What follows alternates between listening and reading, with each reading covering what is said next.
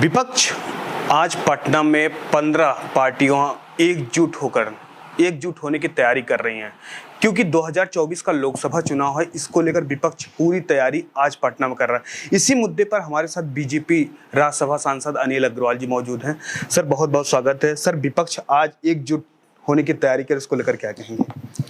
नहीं, ये एक जैसा कि सभी लोग जानते हैं, ये मिलने की कोशिश जरूर करते हैं, लेकिन इतने मतभेद हैं, क्या कॉमन मिनिमम प्रोग्राम है, कुछ तय नहीं है।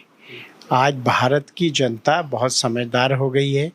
वो इस तरह के गठबंधनों को, ठगबंधनों को पूरी तरह से नकार चुकी है और ये हर चुनाव से पहले करते हैं। उत्तर प्रदेश में भी कई बार कर चुके हैं, 2019 के लोकसभा में भी किया था। और जो लोग जाने से पहले ये सोचते हैं कि मेरा क्या होगा, केजरीवाल जी बड़ा स्पष्ट कह रहे हैं कि कांग्रेस दिल्ली छोड़े, पंजाब छोड़े, वहाँ चुनाव ना लड़े। लेफ्ट और ममता जी के अपने अलग किस्से हैं। तो हर जगह सबके कुछ ना कुछ बहुत मसले हैं और इनको ओवर पावर करना और देश के सेवा करना ये एक बहुत कठिन काम है, ये संभव नहीं है। आज देश के यशस्वी प्रधानमंत्री माननीय मोदी जी के नेतृत्व में हिंदुस्तान ही नहीं, पूरा विश्व आगे बढ़ रहा है। पूरे विश्व को एक मार्ग उन्होंने दिखाया है शांति और विश्वास का। वसुधैव कुटुंबकम का जो उनका संकल्प है, उसको पूरा विश्व सराह रहा है। तो भारत की जनता तो निश्चित रूप से उनको 2024 में 2019 से ज़्यादा सीटें देके प्रधानमंत्री के पद पर आसीन कराएगी। सर, आपने अरविंद केजरीवाल का नाम लिया। उन्होंने इस बैठक से पहले एक प्रस्ताव रख दिया कि मेरे अध्यादेश पर भी चर्चा होना चाहिए। ये जो गठबंधन हो रही है, सबसे पहले कांग्रेस मेरी बात माने कि अध्यादेश में मुझे सपोर्ट कर रहा है, नहीं कर, उसको लेकर क्या कहेंगे? यही मैं कहना चाहता हूँ। सबके अपने अपने एजेंडे हैं। देश की जनता की सेवा का किसी का कोई एजेंडा नहीं है। इसीलिए मैं कहता हूँ कि देश की जनता बहुत समझदार है। वो इस तरह के गठबंधनों को नकार चुकी है, क्योंकि इनका सेवा से कोई लेना देना नहीं। इनका एकमात्र उद्देश्य है कैसे सत्ता पे काबिज होया जाए और कैसे देश की जनता का जो हार्ड मनी है टैक्स के रूप में, उसकी बंदरबाट की जाए। सर, कहीं ना कहीं डर नहीं लगता बीजेपी वालों को जब गठबंधन एक हो रहा है? हम लोग 51% की राजनीति करते हैं।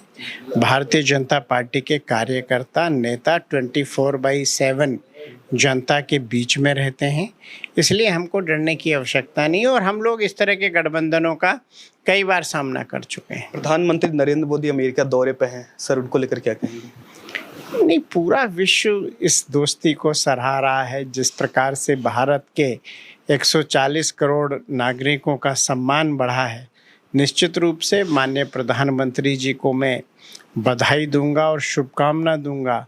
और जिस प्रकार से जेट इंजन टेक्नोलॉजी और बहुत बड़ा सफल ये यात्रा है, और अमेरिकन राष्ट्रपति जी ने तो उनसे पहले ही कहा था कि साहब आप आइए, हम इंतज़ार कर रहे हैं।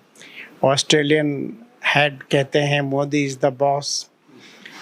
अफ्रीका के राष्ट्रपति जो हैं पापा न्यूगिनी के, वो उनके भारतीय संस्कृति के अनुसार पैर छूते हैं।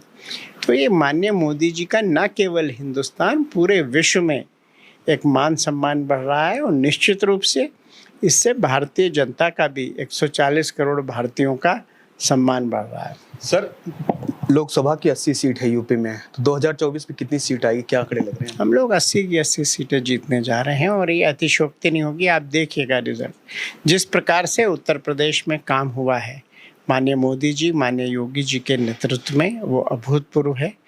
और आप देखिए उत्तर प्रदेश में 24 घंटे बिजली मिल रही है, लॉ एंड ऑर्डर कितना बेहतर हुआ है, पूरे प्रदेश में एक्सप्रेस वे का जाल बिछा है ना। तो ये सारी की सारी चीज़ें ऐसी हैं और जनता की सेवा कर रहा है भारतीय जनता पार्टी का कार्यकर्ता, नेता। इसलिए हम कहते हैं कि हम 80 की 80 सीटें जीतेंगे। तो ये थे बीजेपी सांसद जिन्होंने साफ तौर से कहा कि नरेंद्र मोदी के नेतृत्व में 2024 में फिर बीजेपी की पूर्ण बहुमत से सरकार बनेगी। Shivam Pandey, TNP news, Delhi.